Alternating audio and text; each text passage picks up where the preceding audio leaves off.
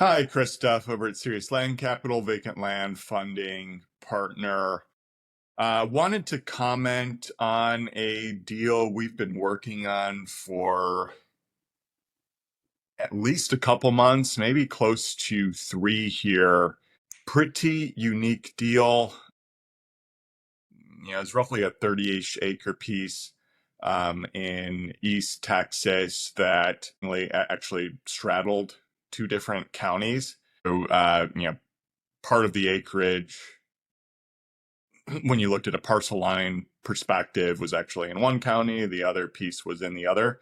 So, a survey was needed to be curative as far as figuring out, okay, what are the true boundaries related to this property? But there were also several flags from title that came up here. And it has turned into a bit of a messy title situation. I wanted to comment more from a procedural standpoint because when we got this deal, the pricing looked really solid. Site visit had a really qualified broker. This is going to be a roughly relatively easily be a solid double, even conservatively. So we felt like, okay, we're in a solid position here. The title company that was working with us indicated, hey, yeah, we're going to need a survey in order to close on this. However, we did not have a title commitment prior to having to get that done. So what's often the case is within our industry, as anybody who's operating land for a bit, is um, uh, speed to close isn't always critical for a lot of sellers, but it is a selling point for many of them. So when we're indicating, or we have like an upcoming closing date and sub 30 days generally, especially for like below 2K price properties, that's going to be fairly routine, and we might not necessarily get a look at the deal until purchase price had all, or the agreement had already been signed prior, so we might even have less time. And some sellers are going to be more willing to extend than others, and surveys in many parts of the country and many counties, especially more rural areas, can oftentimes be weeks in advance to get done. Not always, oftentimes. So then you kind of have to weigh the option of, hey, we don't have everything lined up to close this deal yet. Like title hasn't been cleared, but we know that getting a survey is required in order for the title company to move forward. Plus, we want to show the seller that we're moving forward earnestly. In it with the intent to close the deal, and a number of these survey companies will either require payment up front or before the final work is delivered. We were put in a position here where we thought, okay, we're in a solid position. Let's spend the $3,500. Not cheap, but not a crazy amount for getting a survey done, especially north of 30 acres.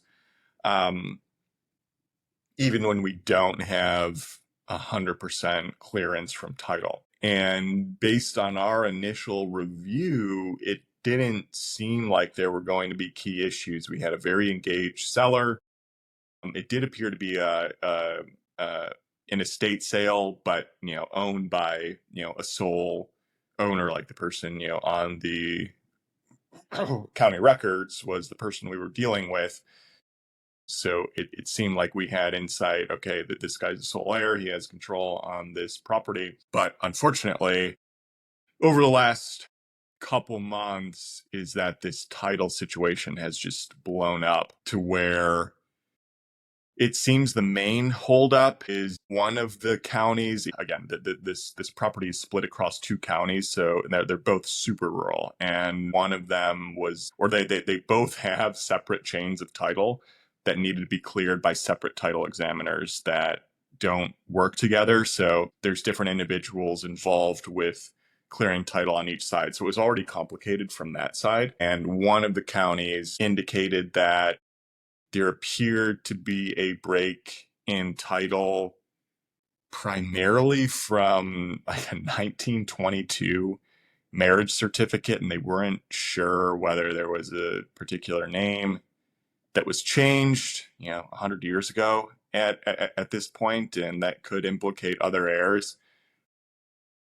Yeah, I know by the letter of the law, like, title companies, uh, they're doing their job right to figure out, hey, is there, yeah, I mean, it's a CYA situation, and also, for future owners too, like, is there a possible title dispute that even from a possible shift in title from 100 years ago, where there's like, next to 0% chance that anyone would come out of the woodwork that hadn't arrived already, in relation to the property. It was so far out there. I hadn't seen a case that went 100 years back as far as needing like this marriage certificate to get cleared up. But again, the seller has been very engaged, and apparently he even had these documents. It's pretty remarkable. I haven't been involved as much in the day-to-day or really diving deep into the docs. I have more of a overview on what is going on. The land investor who's working with us on this is very deep in the weeds, working with the seller. So that's been very helpful from that side. But it seems like we have additional documentation to clear this up. And the first title company, they had an incorrect title suit that they claimed was part of why they thought it was uninsurable. That turned out to be a mistake. And then they also indicated, hey, they needed a death certificate that wasn't able to be found from the mom of the seller, but he had that, so that cleared up. So really, it all came down to that issue related to like that 100 plus year possible break in title that this first title company was not willing to insure, or their underwriter was not willing to do it. So we went to a second title company, and they were supposed to be more investor friendly, and they were just, and I got kind of the sense of laziness from the first title company, and they made a mistake. The second title company just said, hey, yeah, we, this is, the abstractor who works in this one county just isn't available to do it. Sorry, we're not able to do anything with this file. Like, to me, that just kind of reeks of laziness. And some title companies are very, very solid, some not. Definitely on the opposite side. So especially in rural areas, a lot of people working for title companies, not the most highly paid individuals. To me, it's usually a little bit more of a commodity, dime a dozen from title companies. I don't hold particularly loyalty for many of them. I know it's different, like wholesaling houses or just SFR in general, some land folks, but not as often. And then we finally went to first option title, like Logan Fulmer's group routinely uses in Texas, that go very deep. So we've been working with them for weeks, and it's been okay.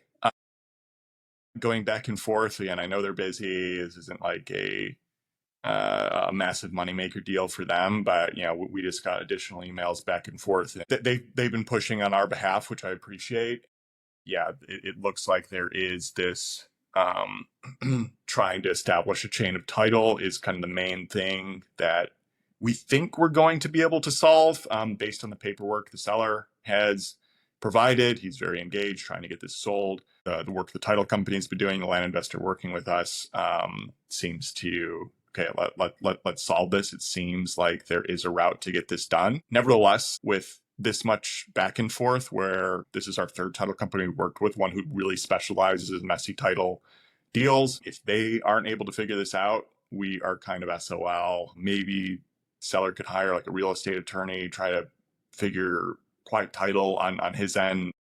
I don't know, that might be possible, but the issue is like we're staring down the barrel of, hey, we committed $3,500 for the survey, and it's unclear if we're going to be able to close. I'd say it's like slightly less than a coin flip at the moment to get this done.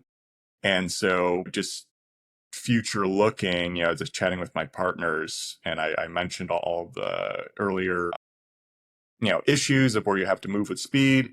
Sometimes you don't have perfect information. Sometimes you're just going to have sunk costs and things don't work out.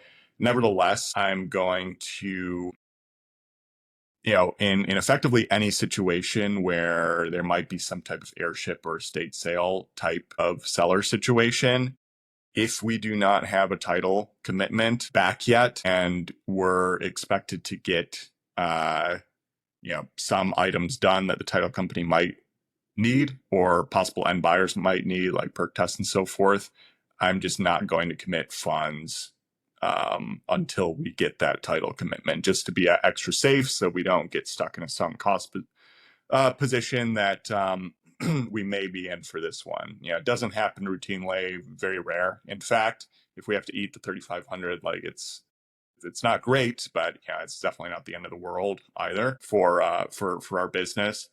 And again, land's a risky game. Deals can fall apart sometimes. So I just wanted to share that as far as how we were weighing the options and why we committed in the first place, the current situation, how tricky it's gotten, and our future orientation towards decision making. So hopefully this is helpful. If you're looking for funding, seriousland.capital, Land Daily Diligence Facebook group for zero cost review of your land deals, and landpricer.ai for the most simple and accurate way to price land. Subscribe and share.